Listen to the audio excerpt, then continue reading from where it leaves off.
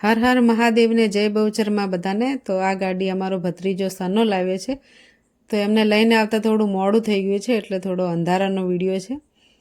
એટલે અમે બધા આવી ગયા મંદિરે, તો આજે ગાડી વધાવવાની છે। અમે બધાએ મળીને ગાડી વધાવી અને આશીર્વાદ આપ્યા। માતાજી અમને ખૂબ લાભ આપે અને અમને ખૂબ રક્ષા કરે।